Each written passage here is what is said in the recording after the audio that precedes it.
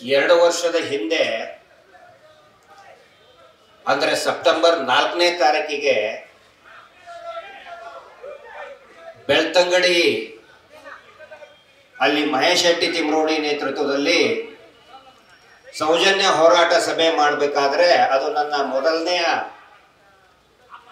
ಸಾರ್ವಜನಿಕ ಹೋರಾಟದ ನನ್ನ ಎಂಟ್ರಿ. ಅದು ಅವತ್ತಿನ ದಿನ ನಾನು ಮಾತು ಪ್ರಾರಂಭ ಮಾಡಿದ್ದೆ ಮಹಾತ್ಮ ಗಾಂಧೀಜಿಯವರಿಂದ. ನಾನು ಒಂದು ಪ್ರಶ್ನೆ ಕೇಳಿದ್ದೆ, ಒಂದು ವೇಳೆ ಮಹಾತ್ಮ ಗಾಂಧೀಜಿಯವರು ಬ್ರಿಟಿಷರ ವಿರುದ್ಧ ಹೋರಾಟ ಮಾಡಿದರು, ಆದರೆ ಮಹಾತ್ಮ ಗಾಂಧೀಜಿಯವರಿಗೆ ಅಥವಾ ಸುಭಾಷ್ ಚಂದ್ರ ಬೋಸರಿಗೆ ನೀವು ಬ್ರಿಟಿಷರ ಹೆಸರು ತಗೊಳ್ಳಾರ್ದೇನೆ ಸ್ವಾತಂತ್ರ್ಯದ ಹೋರಾಟ ಮಾಡಿ ಅಂದ್ರೆ ಏನಾಗುತ್ತೆ ಅಲ್ವಾ? ಆ ಪ್ರಶ್ನೆಯನ್ನ ನಾನು ಕೇಳಿದ್ದೆ. ಯಾಕಂತ ಹೇಳಿದ್ರೆ ಇಲ್ಲಿ ಹೋರಾಟ ನಡೆದಿರುವುದು ಧರ್ಮಸ್ಥಳದ ದೇವಸ್ಥಾನದ ವಿರುದ್ಧ ಅಲ್ಲ. ಅಲ್ಲಿರ್ತಕ್ಕಂಥ ಆಡಳಿತಾಧಿಕಾರಿಗಳು, ಧರ್ಮಾಧಿಕಾರಿಗಳು ತಮ್ಮನ್ನು ತಾವು ನಡೆದಾಡುವ ಮಂಜುನಾಥ್ ಅಂತ ಕರ್ಕೊಳ್ಳುವಂತವ್ರ ವಿರುದ್ಧ ಅವರ ಹೆಸರನ್ನೇ ಉಪಯೋಗ ಮಾಡದೇನೆ ಹೋರಾಟ ಮಾಡ್ರಿ ಅಂದ್ರೆ ಹೇಗೆ ಸಾಧ್ಯ ಅನ್ನೋದನ್ನು ಕೇಳಿದ್ದೆ ನಾನು.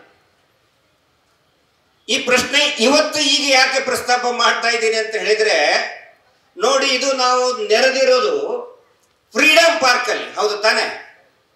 ಸ್ವತಂತ್ರ ಉದ್ಯಾನವನ. ಈಗ ಏನು ನಮ್ಮನ್ನು ಬಿಂಬಿಸ್ತಾ ಇದ್ದಾರೆ ಅಂತ ಹೇಳಿದ್ರೆ, ಹೋರಾಟ ಮಾಡೋದೇ ಷಡ್ಯಂತ್ರ. ಈ ನಕಲಿ ದೇವಮಾನವನ ವಿರುದ್ಧ ಹೋರಾಟ ಮಾಡಿದ್ರೆ ಅದು ಷಡ್ಯಂತ್ರ. ಒಂದು ವೇಳೆ ಇದೇ ಕಾನ್ಸೆಪ್ಟ್, ಇದೇ ನ್ಯಾರೇಷನ್ ಸ್ವತಂತ್ರ ಸಿಕ್ಕಂತ ಸಂದರ್ಭದಲ್ಲಿ ಇದ್ರೆ ಏನಾಗ್ತಿತ್ತು? ಈ ಸ್ವಾತಂತ್ರ್ಯ ಉದ್ಯಾನವನನ್ನ ಷಡ್ಯಂತ್ರ ಉದ್ಯಾನವನ ಅಂತ ಹೆಸರಿಡ್ತಾ ಇದ್ರು, ಹೌದಲ್ಲ? ಫ್ರೀಡಂ ಪಾರ್ಕ್ ಅಂತ ಇರ್ತಿರ್ಲಿಲ್ಲ, ಷಡ್ಯಂತ್ರದ ಪಾರ್ಕ್ ಅಂತ ಇಡ್ತಾ ಇದ್ರು. ಈಗ ಅವ್ರು ಏನ್ ಮಾಡ್ತಾ ಇದ್ದಾರೆ? ಹೋರಾಟ ಮಾಡಿದ್ರೆ ಷಡ್ಯಂತ್ರ. ಯಾರ ವಿರುದ್ಧ ಷಡ್ಯಂತ್ರ? ದೇವಸ್ಥಾನದ ವಿರುದ್ಧ ಅಂತೆ. ಹೋರಾಟ ಮಾಡ್ತಾ ಇರೋರು ಎಲ್ಲರೂ ಕೂಡ ಅನೇಕರು ದೇವಸ್ಥಾನದ ಭಕ್ತರೇ. ಅಮಾಯಕವಾಗಿ ಸತ್ತು ಹೋದಂತವರು, ಅತ್ಯಾಚಾರಕ್ಕೊಳಗಾದವರು ಎಲ್ಲರೂ ಕೂಡ ದೇವಸ್ಥಾನದ ಭಕ್ತರೇ. ಅಲ್ಲಿ ನೇತ್ರಾವತಿಯಲ್ಲಿ ತೇಲದಂತ ಹೆಣಗಳ ಬಂದವರು ಯಾರವರು? ಭಕ್ತಾದಿಗಳು, ಹಿಂದೂ ಭಕ್ತಾದಿಗಳವರು. ಅವರು ನ್ಯಾಯಕ್ಕೋಸ್ಕರ ನಾವು ಆಗ್ರಹ ಮಾಡಿದ್ರೆ ದೇವಸ್ಥಾನದ ವಿರುದ್ಧ ಅಪಪ್ರಚಾರ ಅಂತ. ಷಡ್ಯಂತ್ರ. ಷಡ್ಯಂತ್ರ ಯಾವುದು? ಸೌಜನ್ಯ ಪ್ರಕರಣದ ಬಗ್ಗೆ ಸಾಕಷ್ಟು ಜನಕ್ಕೆ ರೋಷ, ಆವೇಶ, ಹಂಬಲ ಇದೆ. ಎಲ್ರಿಗೂ ಕೂಡ ಗೊತ್ತಿರಲಿ, ಅನೇಕರಿಗೆ ಈ ವಿಷಯ ಗೊತ್ತಿಲ್ಲ. ಸೌಜನ್ಯ ಪ್ರಕರಣದ ದೂರುದಾರರು, ಕಂಪ್ಲೇನೆಂಟ್ ಅಂತ ಇರ್ತಾರೆ. ಸೌಜನ್ಯ ಅಂದ್ರೆ it is a brutal rape and murder case. ಯಾವಾಗ ಒಂದು ಮಗಳು, ಬಾಲೆ ಅತ್ಯಾಚಾರ ಆಗುತ್ತೆ ಅಥವಾ ಕೊಲೆ ಆಗುತ್ತೆ, ಅವಾಗ ತಾಯಿ ದೂರುದಾರಳಾಗ್ತಾಳೆ. Mother should become complainant. ಆದರೆ ಸೌಜನ್ಯ ಪ್ರಕರಣದಲ್ಲಿ ಇದುವರೆಗೂ ಕೂಡ ಸೌಜನ್ಯಳ ತಾಯಿಯಿಂದ ದೂರು ಪಡೆದೇ ಇಲ್ಲ. ಇದು ಎಲ್ರಿಗೂ ಗೊತ್ತಿರಲಿ. ಯಾವುದು ಷಡ್ಯಂತ್ರ? ದೂರು ಕೊಟ್ಟವರು ಯಾರು? ತಂದೆನೂ ಅಲ್ಲ. ಪ್ರಾರಂಭದಲ್ಲಿ ಸೌಜನ್ಯಳ ಅಂಕಲ್ ಜಗದೀಶ್ ಗೌಡ್ರ ಕಡೆ ಅಂತ ತಗೊಳ್ತಾರೆ. ಆಮೇಲೆ ಅವರ ತಂದೆ ಚಂದಪ್ಪ ಗೌಡ್ರ ಕಡೆ ಅಂತ ತಗೊಳ್ತಾರೆ. ಅದಕ್ಕೂ ಒಂದು ಕಾರಣ ಇದೆ ನೀಲಕ್ಕ. ಯಾಕೆ ಅವ್ರ ಕಡೆ ಅಂತಾನೆ ಕಂಪ್ಲೇಂಟ್ ತಗೋತಾರೆ ಅಂತ ಹೇಳಿದ್ರೆ, ಸೌಜನ್ಯಳ ತಂದೆ ಕ್ಲಾಸ್ 3 ಕಾಂಟ್ರಾಕ್ಟರ್ ಇರ್ತಾರೆ. ಕೃಷಿ ಜೊತೆಗೆ ಅವ್ರು ಕ್ಲಾಸ್ 3 ಕಾಂಟ್ರಾಕ್ಟ್ ಕೂಡ ಮಾಡ್ತಾರೆ. ಸಣ್ಣ ಪುಟ್ಟ ಏನಾದ್ರೂ ಒಳಚರಂಡಿ ಅದು ಇದು ಅಂತ ಹೇಳಿದ್ರೆ ಅವರು ಕ್ಲಾಸ್ 3 ಕಾಂಟ್ರಾಕ್ಟರ್ ಇರ್ತಾರೆ. ಅವರ ಮಾವರು ಕೂಡ ಸಣ್ಣ ಪುಟ್ಟ ಕಾಂಟ್ರಾಕ್ಟ್ ಮಾಡ್ತಾ ಇರ್ತಾರೆ. ಅವರನ್ನೇ ಯಾಕೆ ತಗೊಳ್ತಾರೆ ಅಂತ ಹೇಳಿದ್ರೆ, ಧರ್ಮಸ್ಥಳದಲ್ಲಿ ಈ ನಕಲಿ ದೇವಮಾನವನ ಅನುಮತಿ ಇಲ್ಲದೆ ಯಾರಿಗೂ ಒಂದು ಕಾಂಟ್ರಾಕ್ಟ್ ಸಿಗಲ್ಲ.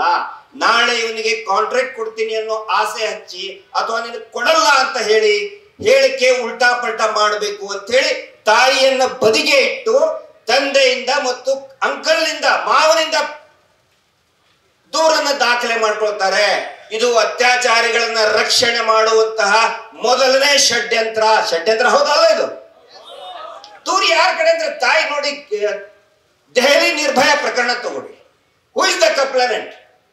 ಆಶಾ ಸಿಂಗ್ ತಾಯಿ ಆಶಾ ಸಿಂಗ್ ಅವರು ದೂರುದಾರರು. ಯಾಕಂತ ಹೇಳಿದ್ರೆ ಒಂದು ಪ್ರಿನ್ಸಿಪಲ್ ಇದೆ ನಮ್ಮ ಕಾನೂನಲ್ಲಿ, ಸಂವಿಧಾನದಲ್ಲಿ. ತಾಯಿ ಯಾವತ್ತಿಗೂ ಕಾಂಪ್ರಮೈಸ್ ಆಗುದಿಲ್ಲ. ತಂದೆ ಆಗಬಹುದು, ತಾಯಿ ಯಾವತ್ತಿಗೂ ತನ್ನ ಮಕ್ಕಳ ನ್ಯಾಯದ ಬಗ್ಗೆ ಅವಳು ಕಾಂಪ್ರಮೈಸ್ ಆಗೋದಿಲ್ಲ. ಹಿಂಗಾಗಿ ಯಾವುದೇ ಸೆಕ್ಷುವಲ್ ಅಬ್ಯೂಸ್ಮೆಂಟ್ ಇದ್ರೆ ತಾಯಿ ಕಡೆ ತರನೇ ಕಂಪ್ಲೇಂಟ್ ತಗೋತಾರೆ. ನಾವು ನೌಕರಿಯಲ್ಲಿ ಬರಿಬೇಕಾದ್ರೂ ಕೂಡ ಸರ್ವಿಸ್ ತಗೋಬೇಕಾದ್ರೆ ಬಾಂಡ್ ಇನ್ಶೂರೆನ್ಸ್ ಕೊಡ್ಬೇಕಾದ್ರೆ ಯಾರ ಹೆಸರು ಹಾಕ್ತೀವಿ? ಫಸ್ಟ್ ನಾಮಿನಿ ಯಾರು? ತಾಯಿ. ತಾಯಿಗೆ ಆ ಒಂದು ಸಂಬಂಧ, ಒಂದು ಕಳಕಳಿ ಇರ್ತದೆ ಮಕ್ಕಳ ಬಗ್ಗೆ. ಇಲ್ಲಿ ತಾಯಿಯನ್ನ ಸಂಪೂರ್ಣವಾಗಿ ದೂರಿಡ್ತಾರೆ. ಬರೀ ಕಂಪ್ಲೇಂಟ್ ಇಷ್ಟೇ ಅಲ್ಲ, ಒಂದು ಸಾಕ್ಷಿ ಕೂಡ ಮಾಡಲ್ಲ ತಾಯಿ ಕುಸುಮಾವತಿನ. ಅದು ಷಡ್ಯಂತ್ರ. ಸಂತೋಷ್ ರಾವ್ನ ಹಿಡಿದುಕೊಟ್ಟವ್ರು ಯಾರು? ಪೊಲೀಸರು ಹಿಡಿಲಿಲ್ಲ, ಅರೆಸ್ಟ್ ಮಾಡಲಿಲ್ಲ, ಅಥವಾ ಘಟನೆಯನ್ನ ನೋಡಿದವ್ರು ಯಾರೋ ನೋಡಿ ಹೇಳಿ ಇನ್ಫಾರ್ಮೇಶನ್ ಅಲ್ಲ. ಅದೇ ಅತ್ಯಾಚಾರ ಮಾಡಿದಂತಹ ಆರೋಪ ಇರುವಂತಹ ಮಲ್ಲಿಕ್ ಜೈನ್ ಹಿಡ್ಕೊಂಡು ಬರ್ತಾರೆ. ಪೊಲೀಸರು ಹಿಡಿದೇ ಇಲ್ಲ ಸಂತೋಷ್ ರಾವ್ನ, ಅರೆಸ್ಟೇ ಮಾಡಲಿಲ್ಲ. ಬಾಹುಬಲಿ ಬೆಟ್ಟದಿಂದ ಅದು ಯಾವಾಗ? ಸೌಜನ್ಯ ಮಿಸ್ ಆಗಿ 2 ದಿನ ನಂತರ 11ನೇ ತಾರೀಕಿಗೆ ಅದೇ ಧರ್ಮಸ್ಥಳದಿಂದ ಅವ್ರು ಹಿಡ್ಕೊಂಡು ಬರ್ತಾರೆ ಬಾಹುಬಲಿ ಬೆಟ್ಟದಲ್ಲಿ. ಅಂದ್ರೆ ಸಂತೋಷ್ ರಾವ್ ಅತ್ಯಾಚಾರ ಮಾಡಿದ್ರೆ 2 ದಿನ ಅಲ್ಲೇ ಕುಂದಿರ್ತಾರೆ, ನಾನು ಹಿಡ್ಕೊಂಡು ಹೋಗ್ರಿ ಅಂತ ಹೇಳಿ ಓಡಿ ಹೋಗ್ತಾ ಇರ್ಲಿಲ್ವಾ? ಅದು ಷಡ್ಯಂತ್ರ. ಹೌದು, ಅದು ಅತ್ಯಾಚಾರಿಗಳನ್ನ ಕೊಲೆಗಡಕನ್ನ ಮುಚ್ಚಿ ಹಾಕೋ ಷಡ್ಯಂತ್ರ. ಹೌದು ಅಲ್ವೋ? ಅದು. ನೆಕ್ಸ್ಟ್, ಸೌಜನ್ಯ ಪ್ರಕರಣದಲ್ಲಿ ಡೆಡ್ ಬಾಡಿ ಬಿದ್ದಿದೆ. ಅಲ್ಲಿ ಡೆಡ್ ಬಾಡಿ ಬಿದ್ದಾಗ FSL ಅವರು ಬರೋದಿಲ್ಲ, ಬರ್ಬೇಕು ಅಲ್ಲ, ಕಳ್ತನ ಆದ್ರೆ ಬರ್ತಾರೆ. ಮೊನ್ನೆ ಸಮೀರನ್ ವಿಡಿಯೋ ಕಂಪ್ಯೂಟರ್ ಸೀಸ್ ಮಾಡೋದಕ್ಕೆ 4 ಜನ FSL ಅವರು ಬಂದಿದ್ದಾರೆ ಸಮೀರನ್ ಮನೆಗೆ. ಅವನು ವಿಡಿಯೋ ಮಾಡಿದ ಅಂತ ಹೇಳಿ ಅವರ ಕಂಪ್ಯೂಟರ್ ಲ್ಯಾಪ್ಟಾಪ್ ಸೀಸ್ ಮಾಡೋದಕ್ಕೆ 4 ಜನ FSL ಅವರು ಬಂದಿದ್ದಾರೆ. ಸೌಜನ್ಯ ಡೆಡ್ ಬಾಡಿ ಬಿದ್ದಿದೆ, ಯಾವ FSL ಅವರು ಕೂಡ ಬರಲಿಲ್ಲ, ಯಾವುದೇ ಫಿಂಗರ್ ಪ್ರಿಂಟ್ ತಗೊಳ್ಳೇ ಇಲ್ಲ. ಡಾಗ್ ಸ್ಕ್ವಾಡ್ ಬಂದಿತ್ತು, ಅಲ್ಲಿಂದಲೇ ಓಡಿಸ್ಬಿಟ್ಟಿರ್ತಾರೆ ಡಾಗ್ ಸ್ಕ್ವಾಡ್ ನ. ಡೆಡ್ ಬಾಡಿ ಹತ್ತಿರಕ್ಕೆ ಸುಳಿಯಕ್ಕೆ ಬಿಡಲಿಲ್ಲ.